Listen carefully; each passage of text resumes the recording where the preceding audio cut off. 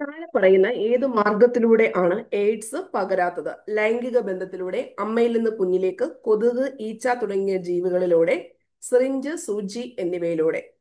Answer is option C ആണ്.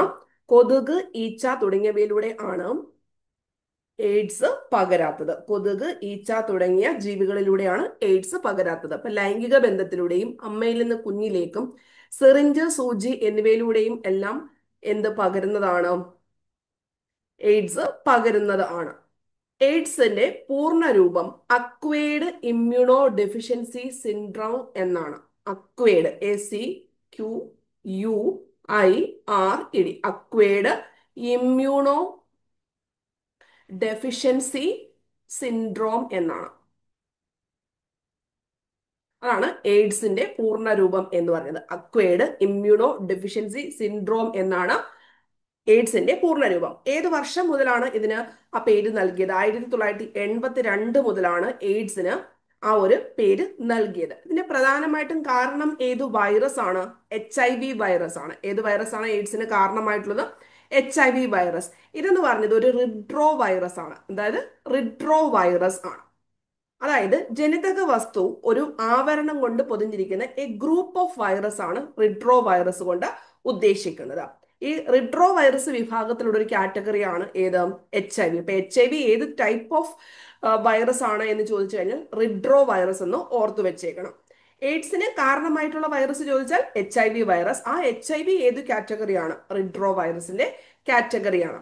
എയ്ഡ്സിന്റെ virus കണ്ടെത്തിയത് Luke മൊണ്ടെയ്നർ ആണ്. എന്താണ്? ലൂക്ക് മൊണ്ടെയ്നർ ആണ് എയ്ഡ്സ് വൈറസ് കണ്ടെത്തിയത്. ഇതിനു വേണ്ടിയിട്ട് അദ്ദേഹത്തിന് 2008 നൊബൽ പ്രൈസ് ലഭിച്ചിട്ടുണ്ടായിരുന്നു. 2008 നൊബൽ പ്രൈസ് ലഭിച്ചിട്ടുണ്ടായിരുന്നു ലൂക്ക് മൊണ്ടെയ്നർക്ക്. ഇനിയും എയ്ഡ്സ് ബാധിക്കുന്നത് എവിടെയാണെന്ന് സ്ഥിരമായിട്ട് വരുന്ന ചോദ്യമാണ്. രോഗപ്രതിരോധ ശേഷിയാണ് എയ്ഡ്സ് ബാധിക്കുന്നത്. എയ്ഡ്സ് ബാധിക്കുന്നത് നമ്മളുടെ ഇമ്മ്യൂണിറ്റി പവറിനെയാണ്. HIV വൈറസ് നമ്മുടെ ശരീരത്തിൽ എത്തിയിട്ട് ലിംബോസൈറ്റുകളുടെ ജനിതക സംവിധാനം ഉപയോഗിച്ച് പെരുകുന്നു. ആരുടെയാണ്? ലിംബോസൈറ്റുകളുടെ ജനിതക സംവിധാനം ഉപയോഗിച്ച് പെരുകുന്നുണ്ട്. അപ്പൊ അതെല്ലാം ഗണ്യമായിട്ട് ലിംബോസൈറ്റുകളുടെ എണ്ണം കുറഞ്ഞ് നമ്മളുടെ ഇമ്മ്യൂണിറ്റി തകരാറിലാക്കുകയാണ് ഈ ഒരു വൈറസ് നമ്മുടെ ശരീരത്തിൽ ചെയ്യുന്നത്. ലിംബോസൈറ്റിനെ തകരാറിലാക്കുന്നു. ഇനി നോർമലി വൈറസ് റിലേറ്റ് ചെയ്ത് സ്ഥിരമായിട്ട് സയൻസ് റിലേറ്റ് ചെയ്ത് ചോദ്യം വരാറുണ്ട്. അത് നിങ്ങളൊന്ന് ശ്രദ്ധിക്കാം. അപ്പൊ അതായത് വൈറസിന് കോശമുണ്ടോ എന്ന് ചോദിച്ചു കഴിഞ്ഞാൽ അതിന് സെൽസ് ഒന്നും ഇല്ല. പക്ഷെ എന്താണ്? ജനിതക വസ്തുവും പ്രോട്ടീൻ കവചവും ആർക്കും ഉണ്ട്? വൈറസിനുണ്ട്. എന്തൊക്കെയുണ്ട്? ജനറ്റിക് മെറ്റീരിയലും ഉണ്ട്. അതുപോലെ തന്നെ ഒരു പ്രോട്ടീന്റെ ഷീൽഡും ആർക്കുണ്ട്? വൈറസിനുണ്ട്. പക്ഷെ എന്തില്ല? സെൽസ് ഒന്നും ഇല്ല. ഇനി ഇതിന് ജീവനുള്ള കോശത്തിൽ മാത്രമേ ലൈവായിട്ട് ജീവിക്കാൻ പറ്റത്തുള്ളൂ. അപ്പൊ ജീവനുള്ള കോശത്തിനുള്ളിൽ ചെന്നെങ്കിൽ മാത്രമേ ഇതിന് ആക്റ്റീവായിട്ട് പറ്റത്തുള്ളൂ. ഇനി കോശത്തിന് വെളിയിൽ എന്തായിരിക്കും? ഇത് ഇനാക്റ്റീവ് ആയിരിക്കും. കോശത്തിന് വെളിയിൽ ഇനാക്റ്റീവ് ആയിരിക്കും. ആതിഥേയ കോശത്തിലെ വിഭവങ്ങൾ ഉപയോഗിച്ച് ഇത് മൾട്ടിപ്ലൈ ചെയ്യുന്നു, പെരുകുന്നുണ്ട്. ഇനി ആതിഥേയ കോശത്തെ നശിപ്പിച്ച് പുറത്തു വന്ന് പുതിയ കോശങ്ങളിൽ പ്രവേശിക്കുന്നു. ഇങ്ങനെയാണ് വൈറസ് എക്സ്പാൻഡ് ചെയ്യുന്നത്. വെളിയിൽ വന്നു കഴിഞ്ഞാൽ ഇതിന് ഇനാക്റ്റീവായിട്ട് നിൽക്കുന്നു. ജീവനുള്ള ഒരു കോശത്തിൽ മാത്രമേ ഇതിന് പറ്റത്തുള്ളൂ. സെൽസ് ഉണ്ടോ എന്ന് ചോദിച്ചു കഴിഞ്ഞാൽ ഇല്ല. ജനിതക മെറ്റീരിയലും ഒരു പ്രോട്ടീൻ കവചവും ആർക്കുണ്ട് എന്ന കാര്യം ഓർത്ത് വെച്ചേക്കണം. വൈറസിനുണ്ട് എന്ന കാര്യം നമ്മൾ ഓർത്തു വെച്ചേക്കണം. ഈ മുലപ്പാലിലൂടെ അണുബാധ പകരാമെന്ന് ചോദിച്ചു കഴിഞ്ഞാൽ യെസ് ആണ്. HIV അമ്മയിൽ നിന്നും പ്ലാസന്റ് വഴി കുഞ്ഞിലേക്ക് പകരാവുന്നതാണ്. പിന്നെ ഈ സിറിഞ്ചും സൂചിയും ഒക്കെ കൈകാര്യം ചെയ്യുന്നതിലൂടെയൊക്കെ ഒരാൾക്ക് കുത്തിവെച്ചതിൽ നിന്നിട്ടും അടുത്ത ആളിലേക്ക് വരുന്ന സമയത്തേക്ക് HIV ഉണ്ട് എങ്കിൽ അത് പകരാവുന്നതാണ്. എയ്ഡ്സ് ആദ്യമായിട്ട് റിപ്പോർട്ട് ചെയ്ത രാജ്യം അമേരിക്കയാണ്. എയ്ഡ്സ് ആദ്യമായിട്ട് റിപ്പോർട്ട് ചെയ്ത രാജ്യം ഏതാണ്? അമേരിക്ക ആണ്. ഇന്ത്യയിൽ ആദ്യമായിട്ട് ചെന്നൈയിലാണ് ഈ ഒരു രോഗം റിപ്പോർട്ട് ചെയ്തത്. ചെന്നൈയിലാണ് ഇന്ത്യയിൽ ആദ്യമായിട്ട് എയ്ഡ്സ് രോഗം റിപ്പോർട്ട് ചെയ്തത്. കേരളത്തിലാണ് എങ്കിൽ പത്തനംതിട്ട എന്ന കാര്യം ഓർത്ത് വെച്ചേക്കണം. എയ്ഡ്സിനെ തിരിച്ചറിയാൻ വേണ്ടിയിട്ട് ഉള്ളതാണ് എലിസ ടെസ്റ്റ്. എയ്ഡ്സിനെ തിരിച്ചറിയാനുള്ള ടെസ്റ്റാണ് എലിസ ടെസ്റ്റ്.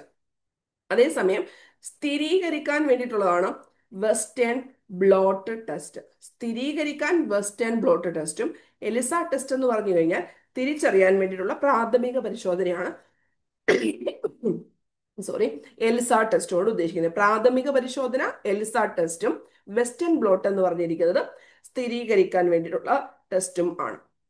ഇനിയും നമുക്ക് ആർട്ട് എന്ന് പറയുന്ന ആന്റി റിഡ്രോ വൈറൽ ചികിത്സ, ART, antiretroviral treatment.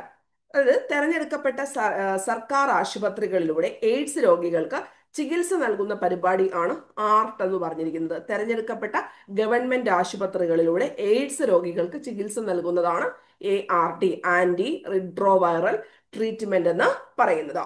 ശക്തി കുറച്ചിട്ട്, ആ ഒരു വൈറസിന്റെ ശക്തി കുറച്ചിട്ട് ആയുർദൈർഘ്യം വർദ്ധിപ്പിക്കുന്ന ചികിത്സയാണ് ART കൊണ്ട് ഉദ്ദേശിക്കുന്നത്. ഇനി ലോക എയ്ഡ്സ് ദിനമായിട്ട് ആചരിക്കാൻ തുടങ്ങിയ വർഷം 1988 മുതലാണ്. ഡിസംബർ 1 ഏത് ദിനമായിട്ട് ആചരിക്കുന്നത്? എയ്ഡ്സ് ദിനമായിട്ട് ആചരിക്കുന്നത്. ഏത് വർഷം മുതലാണ്? 1988 ഡിസംബർ 1 മുതലാണ്. അപ്പം എയ്ഡ്സ് ബാധിതരോടുള്ള ഐക്യദാർഢ്യ പ്രതീകം ആണ് ഏത്? റെഡ് റിബൺ എന്ന് പറഞ്ഞത്. ഏതാണ് റെഡ് റിബൺ എന്ന് പറഞ്ഞത്? എയ്ഡ്സ് ബാധിതരോടുള്ള ഐക്യദാർഢ്യ പ്രമേയം അല്ലെങ്കിൽ ഐക്യദാർഢ്യത്തിന്റെ ഒരു സിമ്പലാണ് റെഡ് റിബൺ. ഇത് രൂപകൽപ്പന ചെയ്തതാണ് വിഷ്വൽ എയ്ഡ്സ്. ആരാണ് രൂപകൽപ്പന ചെയ്തത്? വിഷ്വൽ എയ്ഡ്സ് ആണ് ഇത് രൂപകൽപ്പന ചെയ്തത്. ഓക്കെ, അപ്പൊ ഇത്രയും കാര്യങ്ങളൊന്ന് ഓർത്ത് വെച്ചിരിക്കണം. അടുത്ത ക്വസ്റ്റ്യനിലേക്ക് പോകാം. സിയാച്ചിനിൽ ആദ്യമായി നിയമിതയായ വനിതാ മെഡിക്കൽ ഓഫീസർ ആരെന്നാണ് ചോദിച്ചിരിക്കുന്നത്. ആരാണ്? Option A captain Geethika Kaul ആണ് സിയാച്ചിനിൽ ആദ്യമായി നിയമിതയായ വനിതാ medical officer. Captain Geethika Kaul ആണ് ഇന്ത്യൻ ആർമിയിലെ ആദ്യത്തെ വനിതാ മെഡിക്കൽ ഓഫീസർ. സിയാച്ചിനിൽ നിയമിക്കപ്പെട്ട ആദ്യത്തെ വനിതാ മെഡിക്കൽ ഓഫീസർ ആണ് ക്യാപ്റ്റൻ ഗീതിക കൗൾ.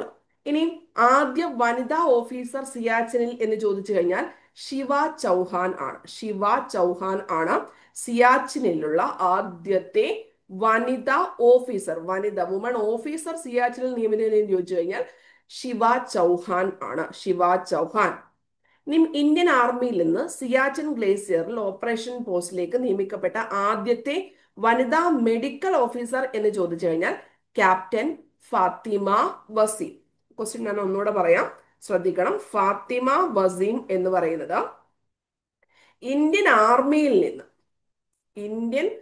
ആർമിയിൽ നിന്ന് സിയാച്ചിൻ ഗ്ലേസിയറിലേക്ക് ആദ്യമായിട്ട് ഡയറക്റ്റ് സിയാച്ചിനിലേക്ക് നിയമിക്കപ്പെട്ടു എന്ന് ചോദിച്ചു കഴിഞ്ഞാൽ ക്യാപ്റ്റൻ ഗീതിക കൗളും.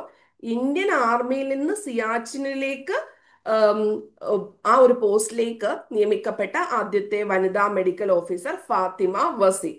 ഓക്കെ ആണോ?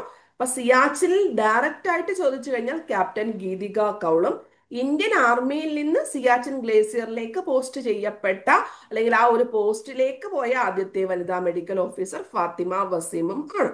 ഇനി ശിവ ചൗഹാൻ എന്താണ്? ആദ്യത്തെ വനിതാ ഓഫീസറാണ് സിയാച്ചിനിൽ നിയമിക്കപ്പെട്ടത്.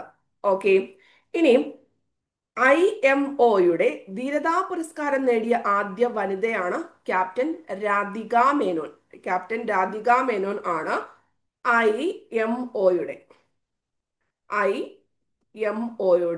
ധീരതാ പുരസ്കാരം നേടിയത്. രാധിക മേനോനാണ്. ക്യാപ്റ്റൻ രാധിക മേനോനാണ് IMOയുടെ ധീരതാ പുരസ്കാരം നേടിയ ആദ്യത്തെ വനിത എന്ന് പറയുന്നത്. ഇന്ത്യൻ വ്യോമസേനയിലെ ആദ്യ വനിതയാണ് ഹരിത കൗർ ആണ് ഇന്ത്യൻ വ്യോമസേനയിലെ ആദ്യ വനിത എന്ന് പറഞ്ഞത്. ആദ്യത്തെ വനിതാ കൊമേഴ്സ്യൽ പൈലറ്റ് ആണ് പ്രേം മാത്തൂർ ആണ് വനിതാ കൊമേഴ്സ്യൽ പൈലറ്റ്. പൈലറ്റ് ലൈസൻസ് ലഭിച്ച ആദ്യ ഇന്ത്യക്കാരിയാണ് Urmila K Pareek pilot licence ലഭിച്ച ആദ്യ ഇന്ത്യക്കാരിയാണ്. ആദ്യ വനിതാ കൊമേഴ്സ്യൽ പൈലറ്റ് പ്രേം മാത്തൂർ ആണ്. ഓക്കെ, ഇനി ജിബ്രാൾട്ടർ കടലിടുക്ക് നീന്തിക്കിടന്ന ആദ്യ വനിത ആരതി പ്രധാൻ ആണ് ജിബ്രാൾട്ടർ കടലിടുക്ക് നീന്തിക്കടന്ന ആദ്യ വനിത ആരതി പ്രധാൻ. ഇന്ത്യൻ വ്യോമസേനയുടെ ആദ്യ വനിത Haritha Kaur. Pilot licence Urmila K Parikh. വനിതാ commercial pilot Prem Mathur. Gibraltar കടലിടുക്ക് ആരതി പ്രധാൻ. ആദ്യത്തെ വനിതാ ലോക്കോ പൈലറ്റ് സുരേഖ യാദവ് ആദ്യത്തെ വനിതാ ലോക്കോ പൈലറ്റ്.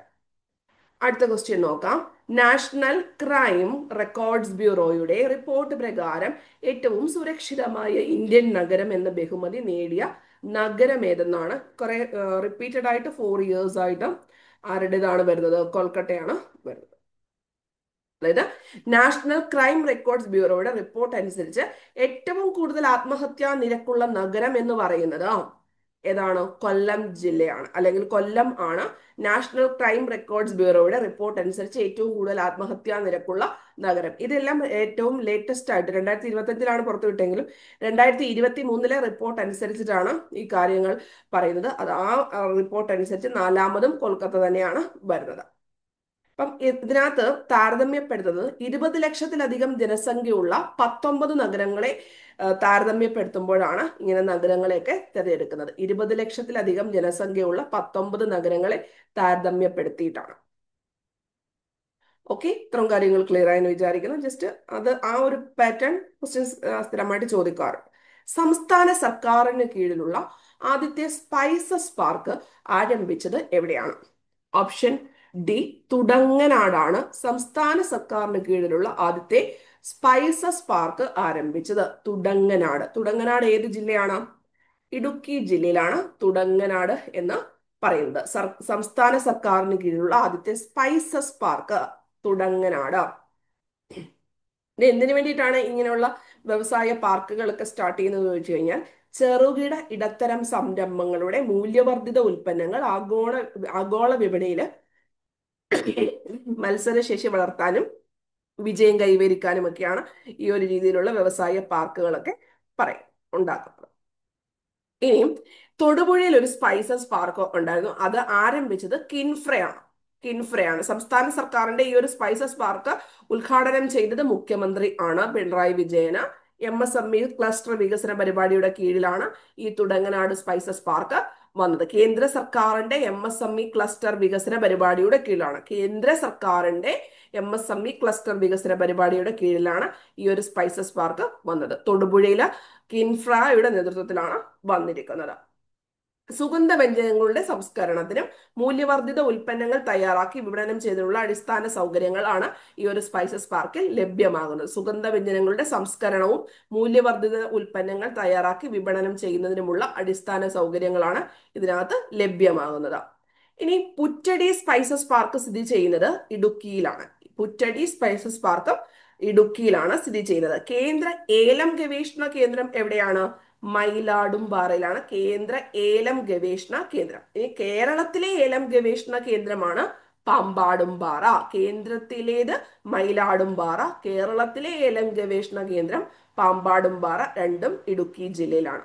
അടുത്ത ക്വസ്റ്റ്യൻ, ഓൺലൈൻ ഗെയിമുകൾക്ക് സർക്കാർ ഏർപ്പെടുത്തിയ നികുതി എത്ര ശതമാനമാണ്? ആൻസർ ഈസ് ഓപ്ഷൻ സി, 28% ആണ് ഓൺലൈൻ ഗെയിമുകൾക്ക് സർക്കാർ ഏർപ്പെടുത്തിയ നികുതി. ഇത് നേരത്തെ 18% ആയിരുന്നു. ഇപ്പോൾ 28. 50ാമത്തെ GST കൗൺസിൽ മീറ്റിംഗ് പ്രകാരമാണ് ഈ ഒരു ചേഞ്ച് ഏർപ്പെടുത്തിയത്. ഇനി ഇത് പ്രകാരം സംസ്ഥാനങ്ങളുടെ GST തർക്ക പരിഹാരത്തിന് വേണ്ടിയിട്ട് ട്രൈബ്യൂണലുകൾ സ്ഥാപിക്കാൻ ഉത്തരവൊക്കെ ആയിട്ടുണ്ട്. അതായത് സംസ്ഥാനങ്ങളിൽ GST തർക്ക പരിഹാരത്തിന് വേണ്ടിയിട്ട് ട്രൈബ്യൂണലുകൾ സ്ഥാപിക്കാൻ തീരുമാനിച്ച GST കൗൺസിൽ എന്ന് ചോദിച്ചു കഴിഞ്ഞാൽ 50ാമത്തെ GST കൗൺസിൽ മീറ്റിംഗ് എന്ന കാര്യം ഓർത്ത് വെച്ചേക്കണം. ഈ സ്വർണത്തിന് വേ ബിൽ നടപ്പാക്കാൻ തീരുമാനിച്ചതും 50ാമത്തെ GST കൗൺസിൽ മീറ്റിംഗ് പ്രകാരം ആണ്. സ്വർണത്തിന് ഇ വേ ബില്ല് നടപ്പാക്കാൻ തീരുമാനിച്ചത്. ഇനി തിയേറ്ററിലെ ഭക്ഷണത്തിന് നികുതി കുറച്ചിട്ടുണ്ട്. ഇപ്പോൾ 5% ആണ്. നേരത്തെ 18% ആയിരുന്നു തിയേറ്ററിൽ ഉണ്ടായിരിക്കുന്ന ഭക്ഷണത്തിന്. അതിന്റെ ടാക്സ് കുറഞ്ഞിട്ടുണ്ട്. ഇപ്പോൾ 5% ആണ്. നേരത്തെ 18% ആണ് വരുന്നത്. ഇനി അർബുദ ചികിത്സയ്ക്ക്, ക്യാൻസറിന്റെ ചികിത്സയ്ക്കും മറ്റ് അപൂർവ രോഗങ്ങളുടെ ചികിത്സയ്ക്കുമുള്ള മരുന്നുകളുടെ ഇറക്കുമതി GST കംപ്ലീറ്റ് ആയിട്ടും ഒഴിവാക്കിയിട്ടുണ്ട്. ഇറക്കുമതി GST ഒഴിവാക്കി. ഏതിനകത്താണ്? ക്യാൻസർ ചികിത്സയ്ക്കും മറ്റ് അപൂർവ രോഗങ്ങളുമായി ബന്ധപ്പെട്ടുള്ള കാര്യങ്ങളുമായി ബന്ധപ്പെട്ട്. ഇതെല്ലാം ഏതിന്റെ തീരുമാനമാണ്? 50ാമത്തെ GST കൗൺസിൽ മീറ്റിംഗുമായി ബന്ധപ്പെട്ടതാണ്. ഓൺലൈൻ ഗെയിമുകളുടെ പുതിയ ടാക്സ് 28% ആണ്. തിയേറ്ററിലെ ഭക്ഷണത്തിന് ഇപ്പോഴത്തുള്ള നിരക്ക് 5% ആണ്. സംസ്ഥാനത്ത് GST തർക്ക പരിഹാരത്തിന് വേണ്ടിയിട്ട് ട്രൈബ്യൂണലുകൾ സ്ഥാപിച്ചു. സ്വർണത്തിന് വേ ബില്ലുകൾ നടപ്പാക്കാൻ തീരുമാനിച്ചു. ക്യാൻസർ ചികിത്സയ്ക്കും ഒക്കെയുള്ള മരുന്നുകളുടെ കംപ്ലീറ്റ് ആയിട്ടുള്ള ഇറക്കുമതി GST ഒഴിവാക്കിയിട്ടുണ്ട്. അപ്പം നമ്മൾ ഈ ഒരു ക്വസ്റ്റ്യൻ പേപ്പർ 20 പാർട്ടായിട്ടാണ് ചെയ്തിരിക്കുന്നത്. പത്രവും പഠിച്ചു കഴിഞ്ഞാൽ തന്നെ നിങ്ങൾ ഒരു ഏകദേശം സിലബസിന്റെ 30% കവർ ആയിട്ടുണ്ടെന്നാണ് ചുരുക്കം. അപ്പം വീഡിയോ ഇഷ്ടമായെങ്കിൽ തീർച്ചയായിട്ടും ലൈക്ക് ചെയ്യുക. ഇനിയും ഉടനെ തന്നെ നമ്മൾ അടുത്തൊരു ക്വസ്റ്റ്യൻ പേപ്പർ ചെയ്യാവുന്നതായിരിക്കും. അപ്പൊ ഇങ്ങനെ കണക്റ്റഡ് ആയിട്ട് കൃത്യമായിട്ട് കറണ്ട് അഫേഴ്സ് ഉൾപ്പെടെ കൂടെ അപ്ഡേറ്റ് ചെയ്ത് പഠിക്കാമെങ്കിൽ നമുക്ക് നല്ല ഒരു ഇമ്പ്രൂവ്മെന്റ് ഈസി ആയിട്ട് ഉണ്ടാക്കിയെടുക്കാൻ സാധിക്കുന്നതാണ്. അപ്പൊ എല്ലാവർക്കും all the very best. Thank you. I love you all.